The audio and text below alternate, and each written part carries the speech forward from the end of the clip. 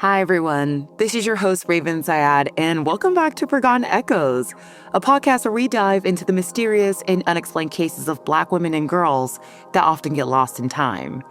And we are so back. That felt so good to say. How are you guys doing? It's been a couple of weeks, and it's been a busy 2 weeks for me. I've been out of town, but I'm back home, and it just feels so good to record and get back to my routine. The last couple of weeks have been really good, though, just to relax. I had a lot going on. So for one, I celebrated my 30th birthday, May 9th. So that was almost 2 Fridays ago. And the lead up to that was just absolutely insane. I actually meant to release a little I'll be back message and didn't even get to it because right after that, I went to a candlelight concert that weekend. My husband had surprised me with all of this, and it was really, really sweet. But that was at the Roosevelt in LA. I'm in SoCal. And then that following week, I essentially went on vacation and just did a ton of mini staycation trips. So I got to go to Solvang. And if you're from SoCal and you have heard of Solvang, let me know your experience. It's a small Danish town about 30 minutes from Santa Barbara, which was really, really cute and quaint. It was all the things. And then just did a couple day trips. We did San Diego a day, LA, all the things. So it was very much needed. All in all, just a great 2 weeks. And I really enjoyed my much needed break. But I missed you guys, and I miss telling you guys cases. So let's get started and hop back into it today. And moving forward, we're sticking with the weekly podcast release schedule, so you don't have to worry about that. So I say all this to say, I know that pretty much every episode I say this, but if you're listening to this, comment below your favorite part of the show or even something you like to see in the show. I'm totally open to constructive criticism. I actually just got an alert that last week we hit 100 watched hours on YouTube.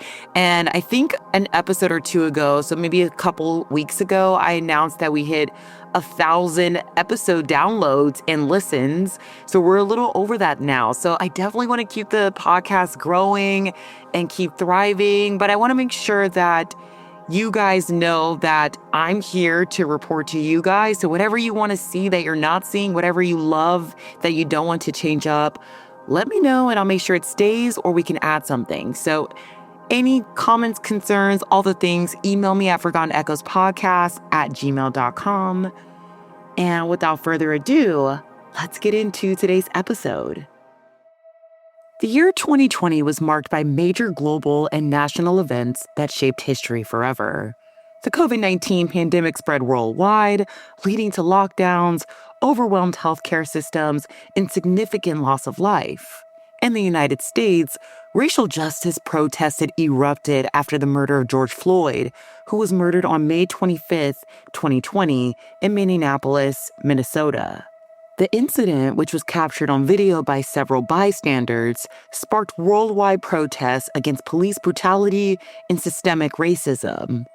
But today's case didn't spark nationwide protests. It didn't flood media headlines. It didn't make Ella Crawley a household name, but it should have. She was a daughter, a sister, a woman of deep faith, and she died brutally, alone, on the cold ground of a public park, with no one to hold her hand in her final moments. No one heard her final cries. And that leads me to ask, what happened to Ella? This is episode 16, The Murder of Ella Crawley.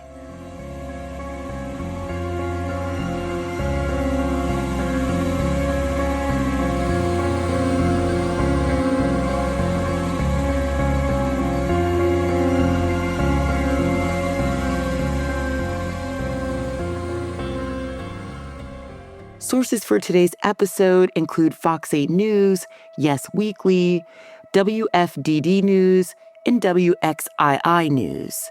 Our Black Girls, and the audio clips in today's episode can be found in the show notes. Now let's get into today's case. She didn't deserve to die the way she did. She did not deserve that. Family members of a homeless and mentally ill woman who was brutally beaten are still searching for answers a year later. Whoever done this, that they won't get any rest, that you won't be able to lay your head down at night, that you won't be able to sleep. As I said earlier, May 2020 was a month that shifted the world. COVID-19 had paralyzed cities, hospitals were overflowing, and millions of people were unemployed. It was just a tough time all around. But for the Crawley family in Winston-Salem, North Carolina, the pandemic wasn't their biggest fear. On May 23, 2020, just after 7 a.m., a person walking through the Gateway Commons Park, an open green space on the northern edge of downtown, located between the Northwest Boulevard and Glen Avenue in Winston-Salem, saw something that stopped them dead in their tracks.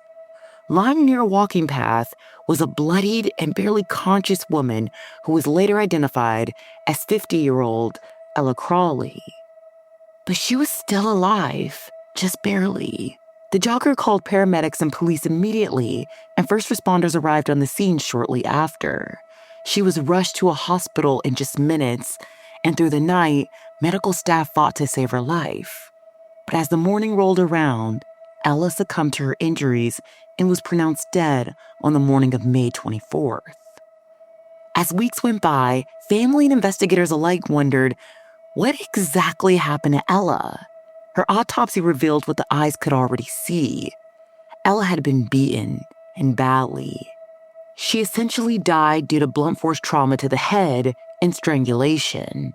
Police also noted that certain pieces of her clothing were missing, though they would not be able to confirm whether she'd been sexually assaulted or not, but it served as a motive.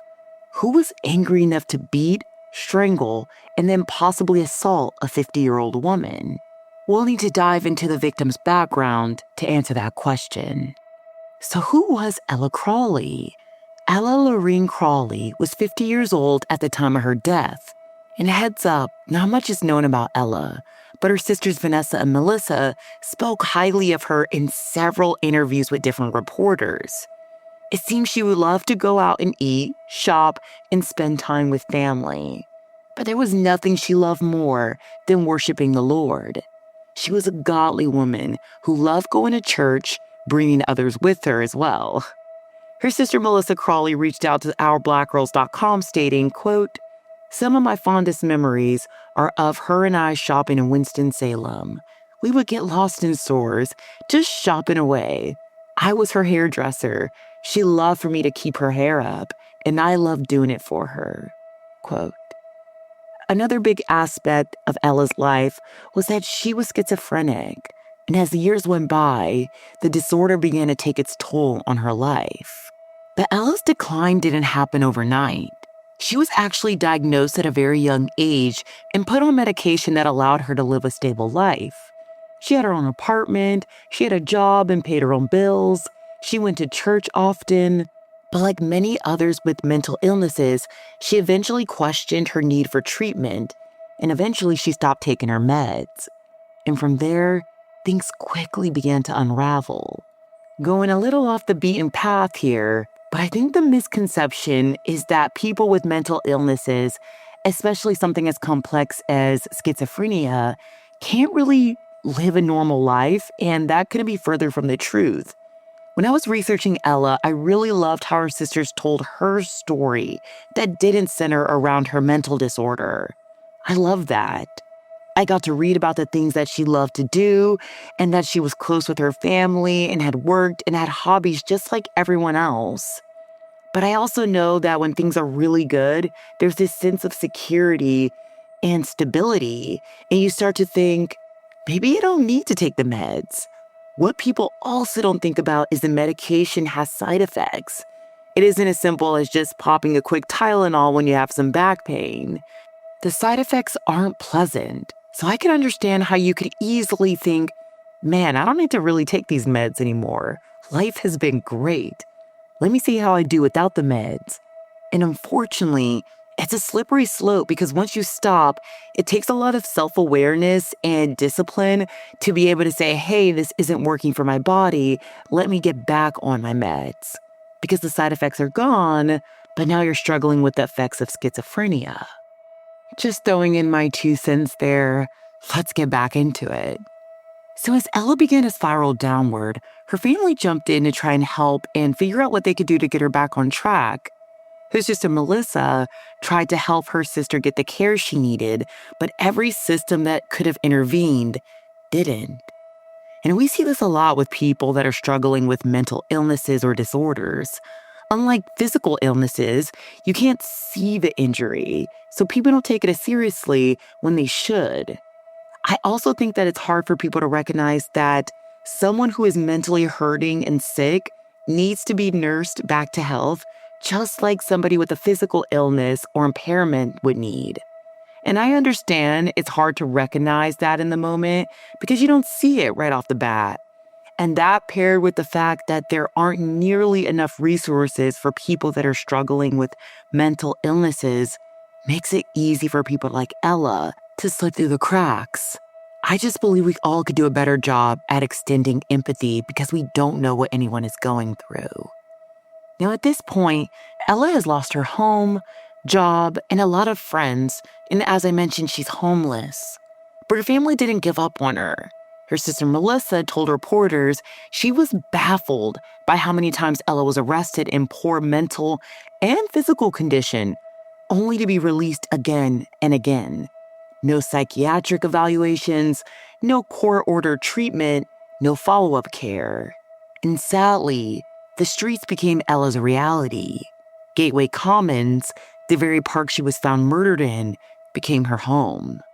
Now fast forward to May 23, 2020. On the morning that Ella was found, police say that she was wearing a gray parka and a beige shirt. She had no phone, no wallet, no way to contact anyone if she was in danger. And on top of that, no one really was in contact with Ella leading up to her murder.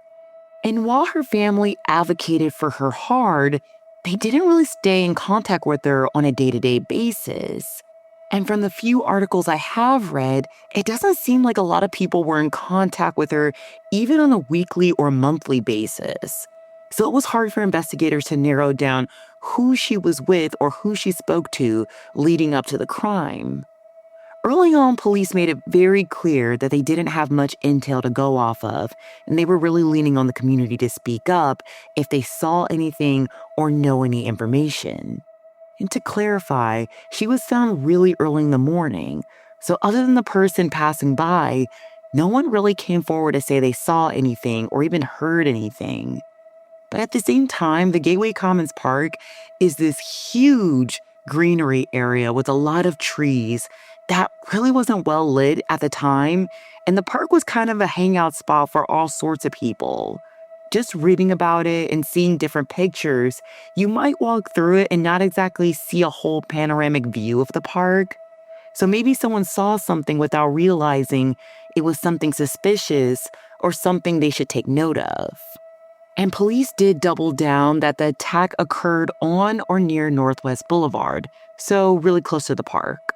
They think someone saw something or even heard something.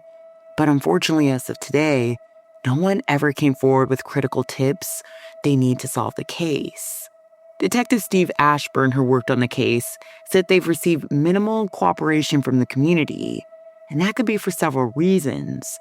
Winston-Salem, North Carolina, is a predominantly Black town, and the relationship with the police is strained. But investigators have made it clear all they want is to get this case solved. They're all ears. In the following clip, Chief Natasha Miles with the Winston-Salem Police Department makes the following statement to the public. The longer that we're without information that's going to lead us in the right direction, this case is growing colder, and we don't want it to lie dormant for any amount of time. We want to be able to continue to follow up and investigate. And to make matters worse, Ella didn't have a known partner or a close circle of friends at the time. Her world had gone so much smaller. There were no phone records to track, no paper trail to follow. All of this was non-existent. And still, her family hasn't stopped asking questions. Her sister Melissa stated for Fox 8 News, quote, "I called multiple times and nobody is calling me back. I don't want this to get swept under the rug. I want justice to be served for my sister." Quote, "It's now been exactly 5 years since Ella's death, down to the day.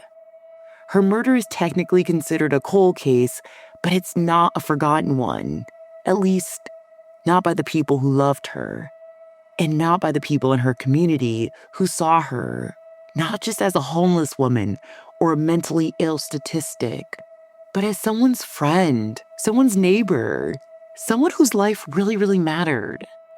Now, Ella's story didn't make national news. It was overshadowed almost immediately by another tragedy, one that would ignite protests around the world.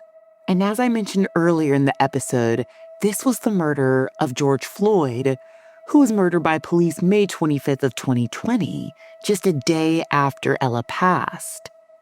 While his death captured headlines and sparked global protests against police brutality, Ella's case faded quietly into the background. But in Winston-Salem, her death did spark something, a rally for a cry for justice. Anita Miles, a former police officer turned activist, spoke at a rally held not far from where Ella took her last breath. The park, normally a quiet space for joggers, picnics, and family, became a place of mourning, a place where community members left flowers and lit candles, a place where they said Ella's name. Anita stated, quote, "I will stand for anybody, regardless of their color, when there is injustice. Justice is supposed to be colorblind, but I see more of my Black brothers and Black sisters dying on the streets of Winston-Salem." Quote, City Councilwoman Dee Dee Adams, who grew up just a short distance from the Gateway Commons Park, believes the strong community response to Crawley's death was connected to her identity as a Black woman, telling reporters, quote, "Black women always had to get out and fight for whatever we can get," she stated. "And even though it might not be a big win for us, whatever we're fighting for, we still fight." And Miss Crawley, her death touched on the vulnerability of Black women in our spirit. When one dies, one goes missing, one is harmed, it affects each of us deeply. Quote, but over time, the noise faded. Following Ella's death, Winston-Salem announced changes to the Gateway Commons Park. They added new lights and installed security cameras to further security measures. These are steps in the right direction, but they're steps that came too late for Ella.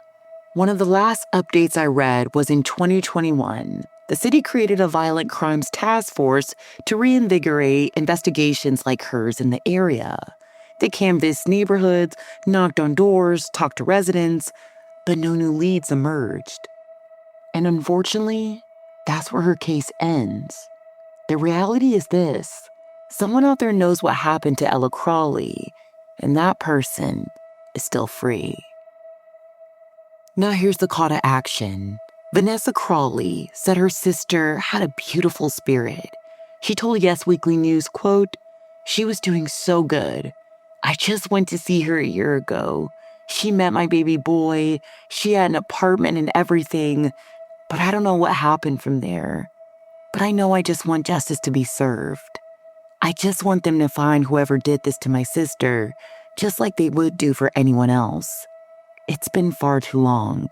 Quote, I ask you, our listeners, to remember Ella, not just for how she died, but how she lived. Remember her laughter in the stores with her sister Melissa, her faith, her humanity. And if you know anything, no matter how small, speak up. If you have any information about the crime, please call the Winston-Salem Police Department at area code 336-773-7000, or reach out anonymously to Crime Stoppers at area code 336-727-2800. You can also message Crime Stoppers of Winston-Salem Forsyth County on Facebook. Any tips, any memory might help solve this case. As I say in every episode, every life matters. Ella Crawley's story reminds us that justice delayed isn't justice denied, and it's definitely not justice lost. Not yet. Sending so much light and love to the Crawley family. Thank you for tuning in to episode 16 of Forgotten Echoes. If you appreciate the cases I cover, please consider downloading this episode and leaving a 5-star review on your favorite podcast platform. And I'm actually no longer saying consider. Please download, like, subscribe, and leave a review where you can. It is so greatly appreciated. Also, don't forget to follow us on TikTok and Instagram for visuals of the cases covered. I'm Raven Syed, and I'll see you next week with another case that needs to be remembered. Stay vigilant, stay aware, and keep the echoes of the forgotten alive. I'll see you soon.